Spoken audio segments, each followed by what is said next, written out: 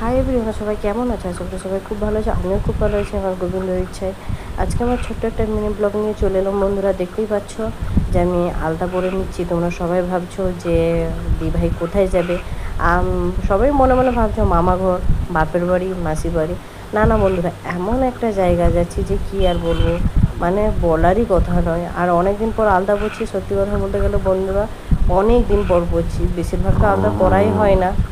দেখো আলতা পরে পাটা কত সুন্দর লাগছে। সত্যি আলতা পরলে এত সুন্দর লাগে কি আর বলবো।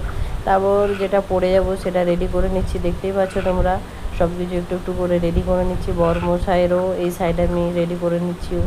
ওকেও একটা পাতলা দিয়েছি, এই গরমে বেশি না সাজাই ভালো। তারপর আমার পুরো সাজটা দেখো, এই শর্টকাট কমপ্লিট, আর তেমন কিছুই নাই। এই কেমন লাগছে আমাকে প্লিজ কমেন্টে জানো। আমার বড়মশাইও বেরিয়ে পড়েছে গাড়িটা নিয়ে। এবার আমরাও বেরিয়ে পড়ছি। এত গরম, ঘর থেকে বেরোতে পারিনি, ঘাম দিয়েছে তাহলে ভাবো। তারপর ভুঁই করে মোটর সাইকেলে বেরিয়ে পড়েছি।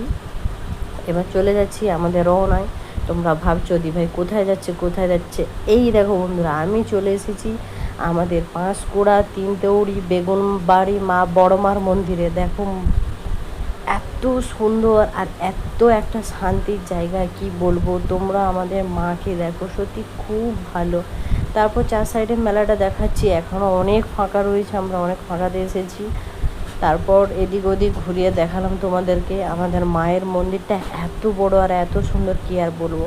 এবার একটু পুজো দেবো বন্ধুরা, তাই একটু প্রসাদ কিনে নিচ্ছি।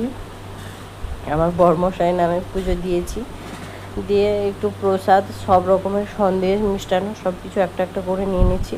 তারপর মায়ের মন্দিরে চলে গেলাম। আমার বড়মশাই প্রণাম করছে, আমিও প্রণাম করে নিয়েছি।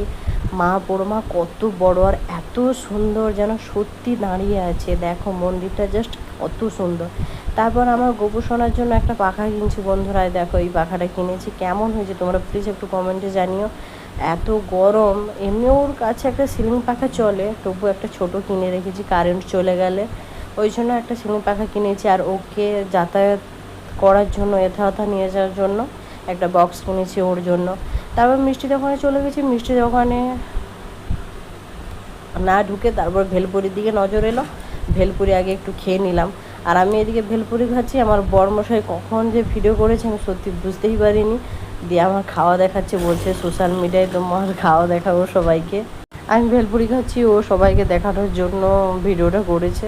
কী আর করবো, তোমরা দেখতেই পেলে। তারপর ও ঘুগনি খাচ্ছে, আমিও ভিডিও করে রেখেছি। ও একটু ঘুগনি খেয়ে নিল, আমি ঘুগনি খাইনি, যেহেতু পুজো দিয়েছি তাই আমি কিছু খাইনি। একটা জলের বোতল কিনে নিয়েছিলাম, খুব জল তেষ্টা পাচ্ছিলো। আজকের এই ব্লগটা